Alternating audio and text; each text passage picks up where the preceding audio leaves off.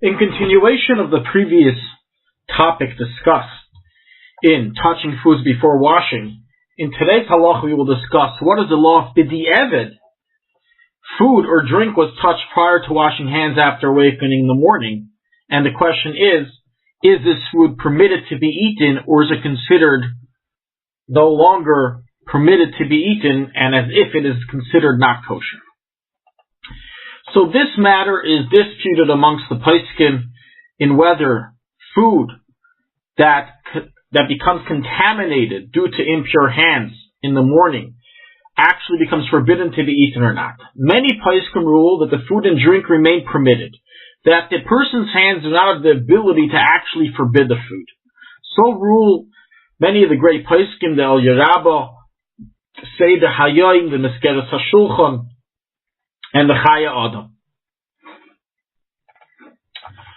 Other poskim take a more stringent approach, and they rule that the food is actually forbidden to be eaten, to be consumed, due to danger. In other words, this isn't a kasher shaila that the food becomes not kosher, but it is a problem that now the food carries the evil spirit, the ruach ra, which one had on his hands, and one who consumes this is entering itself in danger, and it thus falls under all the other foods that are forbidden to be eaten due to sakana.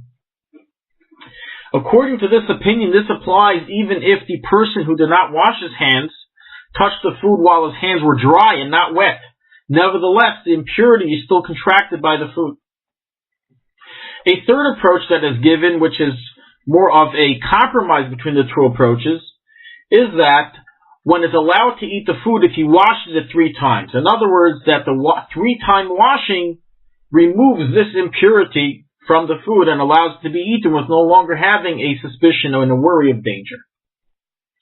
This, of course, however, would only apply towards foods that can be washed without getting soiled and ruined, such as hard solid foods. However, bread and liquids obviously cannot be washed according to this opinion, and therefore, even according to this opinion, they cannot be consumed if they were touched. Another alternative, according to this opinion, is that one can remove a peel's worth from the food that was touched, such as bread, and then eat the rest of it as more than a peel's worth. The impurity does not penetrate. Those that answer it, meaning the second opinion, so holds the Derech HaChaim and the Mudeh HaShulchan, brought in the Kaf HaChaim. And those that permit it through washing 3 times is the opinion of the Malbim in Artas HaChaim 32, which is brought in the Mishnah Berurah 4:14, as well as the Kseis HaShulchan, and so rules the Lev Chaim Ra'avim Chaim Falaji in 167. Regarding the opinion of the Alter Rebbe in this matter, so from the wording of the Alter Rebbe in Basar 4:2, it is implied that one is not allowed to eat food touched by one who did not wash his hands, and it is only by a child below chinuch that one may be lenient.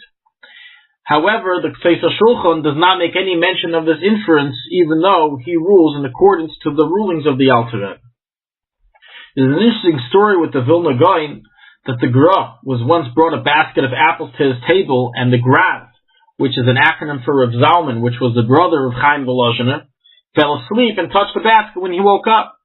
When the Gra saw this, he ordered the apples to be cut into small pieces and discarded into the Twin. So stringent was the Gra regarding this inyan of not touching foods before washing.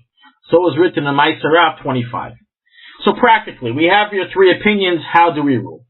So the Kseis HaShulchan concludes that people today are accustomed to be lenient to purchase foods that may have been touched by impure hands, as it is very difficult to ascertain and to prevent everyone from touching the food, and therefore the custom has become to be lenient like the first opinion. However, lechatchila, obviously one should only purchase foods that do not have this suspicion, and to note that the Mahadran Ashkachas in Eretz Yisrael, a lot of them make sure that all the Jewish workers in the vicinity of the factory wash their hands in the morning prior to touching any foods. This is also applicable if someone has a maid at home and the maid is Jewish, that they should make sure that the maid washes her hands prior to touching any food. B'di'evid, if one's food was touched by someone who did not wash his hands in the morning, then they should wash it 3 times or remove a peel's worth, thus relying on the opinion of the Lev Chaim and the opinion brought in the Mishnah Berurah. Regarding foods touched by a Gentile, we already discussed that Gentiles do not give over impurity, do not have impurity on their hands, and therefore the food is not a problem. So all this would only apply to Jewish workers and not to Gentile workers. Regarding food that was touched by a child before washing hands, if you should be machmir not to eat it or not. So some learn from the Lashon of the Alter Rebbe that one should be careful and avoid eating foods touched even by children starting from the day of the bris. However, there is no conclusive evidence that this is in truth the Alter Rebbe's intent. Regarding if one touched the outside of the wrapping of the food, such as one picked up a food that was wrapped up, or food inside of a vessel, or water inside of a bottle, in such an instance there's no problem whatsoever, as the impurity does not penetrate through the kli, the vessel that is holding the food, and only applies when actually directly touches the food.